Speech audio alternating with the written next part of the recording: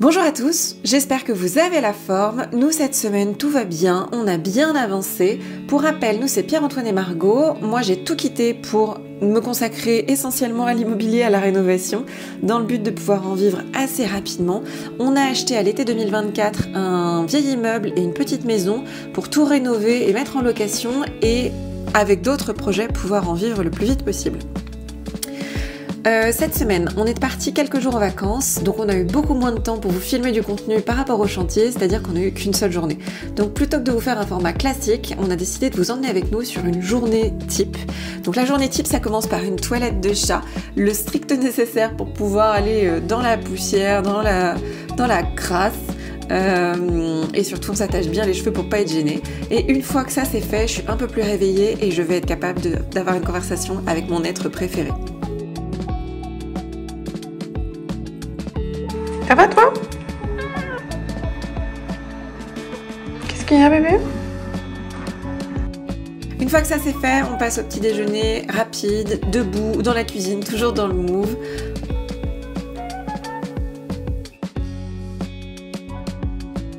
Un petit coup d'œil pour voir où en sont les garçons dans l'immeuble qui ont déjà commencé à travailler un petit peu avant moi. Et pour ceux qui nous suivent et que ça intéresse, je vous mets quelques photos très rapides de notre voyage à Naples. Nous, on a beaucoup aimé, c'est magnifique. De toute façon, on adore l'Italie, on y mange bien, les gens sont sympas, c'est beau, il fait chaud. Il n'est pas impossible que dans quelques années, on finisse par y vivre. Et dans les ruines de Pompéi, PA a même réussi à me faire les cheveux blancs.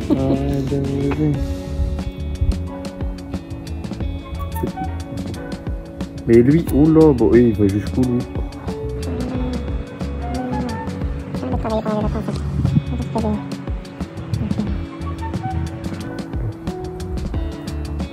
Aïe!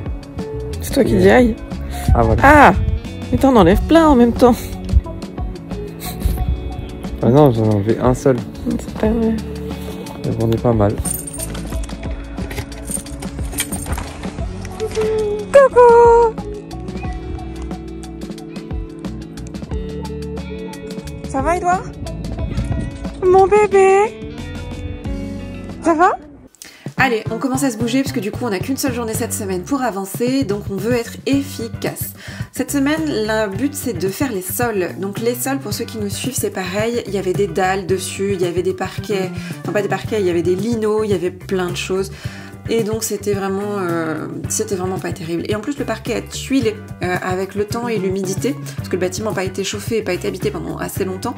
Donc ça veut dire que là on est obligé de passer à la ponceuse et au rabot à certains endroits pour récupérer les niveaux.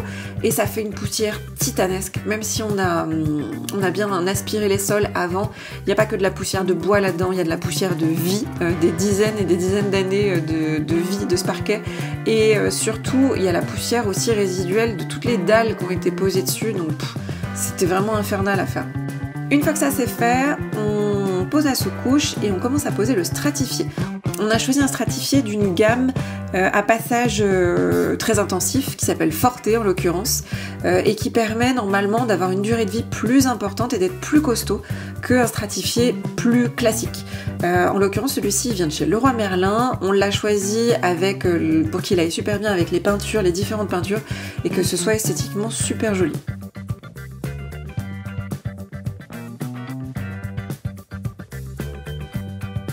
Et voilà ce que ça donne sur ce T2 là qui est terminé. On essaye au maximum de tout poser d'un seul coup pour ne pas avoir de barre de seuil parce que c'est plus joli, ça fait plus grand et puis au nettoyage c'est plus sympa, c'est plus pratique, c'est plus durable. Les barres de seuil c'est franchement pas la joie. Hein.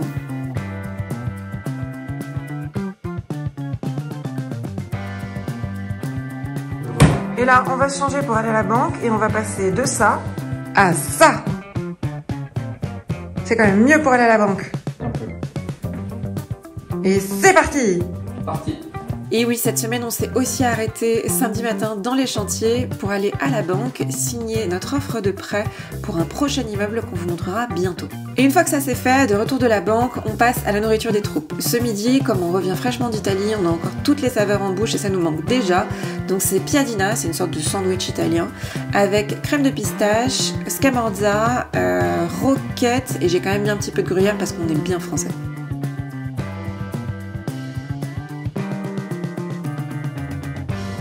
à table. On se pose pour déjeuner et la première conversation qu'on a avec Alex qui vient tous les samedis nous aider, je vous laisse deviner. La chambre qu'on avait était super. Ah ouais, c'est très beau. Ouais, c'était très beau, c'était bien fait. C'était trop bien fait. Il y avait une baignoire et si tu veux, derrière la baignoire, ils avaient, je pense, collé une plaque de Weddy en 60. Le carrelage mural, c'était du 60-120, donc c'était du gros carrelage. Et derrière le mitigeur de la baignoire, du coup, ils avaient collé une plaque de Weddy et recollé un carrelage, donc ça dépassait, tu vois, de 5 cm en aplomb du mur. Ils avaient collé une LED. Ouais, pour éclairer tout le tour. Pour éclairer tout le tour de la baignoire, c'était magnifique. Et on déjeune tranquillement. Nous, on sait pas faire une journée complète sans s'arrêter pour déjeuner. Franchement, ça fait partie du... Enfin, il faut que ça reste un plaisir. Et manger, c'est clairement un plaisir. Donc on se pose, on prend 1 heure pour déjeuner tranquillement, et puis après on s'y remet, on repart toujours avec plus d'énergie que quand on s'est arrêté. Allez, rebelote sur une nouvelle pièce, là pareil, un coup de rabot pour enlever tout ce qui vraiment est pas du tout de niveau et je vous laisse voir la poussière que ça génère. Sur ce rabot là, on s'était quand même mis à 3,5 mm à chaque passage de rabotage, donc il y avait vraiment des endroits où ça avait beaucoup tuilé, où il y avait des très grosses différences de niveau et on y a passé quand même un petit moment au rabot déjà avant de passer à la ponceuse.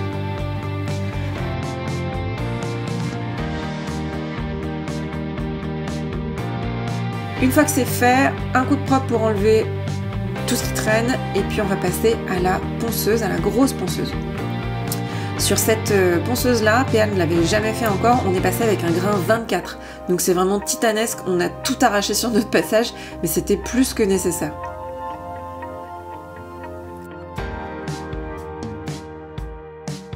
Et c'est reparti pour le parquet, c'est vraiment quelque chose de assez facile à faire, assez simple, ça va vite et ça change vraiment toute l'esthétique de la pièce.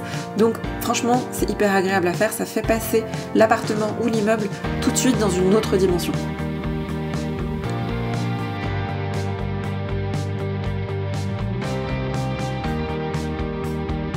Et je voulais pas montrer sur les autres pièces, mais sur les planchers, donc il y avait des dalles, et en dessous des dalles, il y avait une sorte de ragréage, la blanche, je vous avais déjà montré.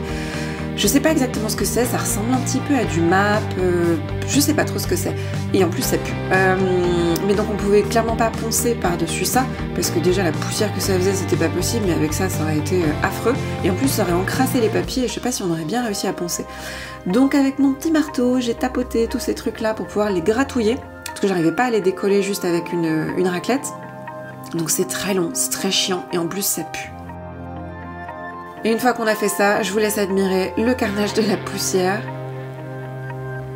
Bon là il y avait vraiment des endroits qui étaient encore avec trop de différence de niveau. Donc PA a passé à nouveau le rabot et il restait quelques endroits où j'avais pas réussi à enlever cette espèce de couche blanche. Donc PA est repassé derrière pour pouvoir l'enlever sur ce qui manquait et là où il n'a pas réussi, il l'a fait au rabot carrément. Et je ne vous ai pas filmé la fin de journée puisque je n'avais plus de batterie, mais on a donc terminé de parqueter cette pièce-là. Donc il va nous rester la pièce principale et une chambre dans le T3 au premier étage et la fin de cette pièce principale-là au 2e étage et on aura terminé tous les sols hors commun. Et la fin de journée, elle se termine généralement comme ça chez nous, un film dans le canapé avec le chat.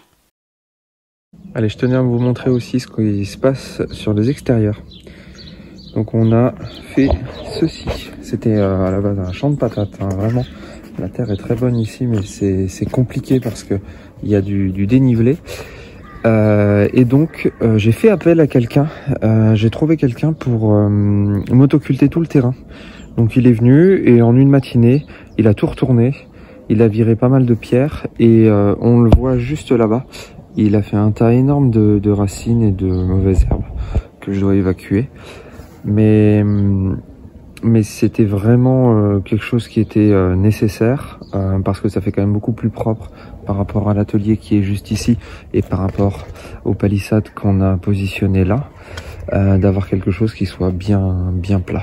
Donc ça c'est une très bonne nouvelle et surtout avec la location du motoculteur, finalement le temps passé, le rapporter, le machin, le truc, c'était plus simple de faire appel à quelqu'un. Au niveau de l'avancée de la partie plomberie.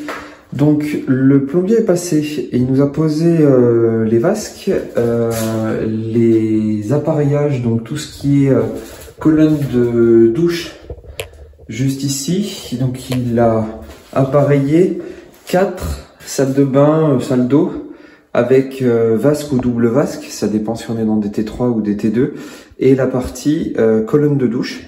Il a également posé les WC ainsi que les ballons d'eau chaude sanitaire. Donc ici je vais vous montrer un exemple, voilà ce que ça donne.